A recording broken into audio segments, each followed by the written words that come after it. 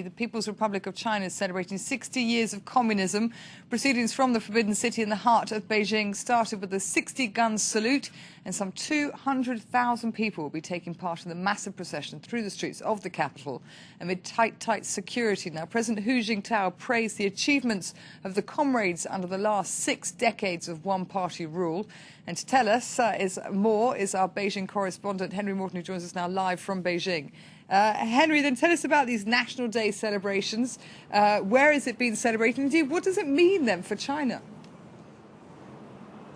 Yes, well, the main parade taking place here in Beijing, and an extremely important day for China. President Hu Jintao saying in his speech that this day really gives China the opportunity to show the world that the country can stand on its own 2 feet and that it's now truly in control of its own destiny. And this anniversary date really coming as China's star is in the ascendancy. In the last few years, we've seen the country's economy become the world's 3rd largest. The nation hold a very successful Olympic Games. And in the last year, we've seen China take a very prominent role in trying to get the world through this financial crisis. So the anniversary coming at a very important time for China. Also a chance for the country to flex its military muscle. We've seen a lot of China's sort of newest military technology on display today. It was interesting to see that that speech by President Hu included a reference to Taiwan. He said that he would like to see the peaceful reunification of the motherland.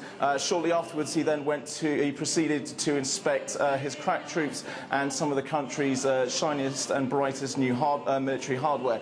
So an important day and one that will be celebrated, I think, quite strongly. Now, Henry, celebrated strongly and amid much pomp and ceremony. We're seeing that there from the images in Beijing.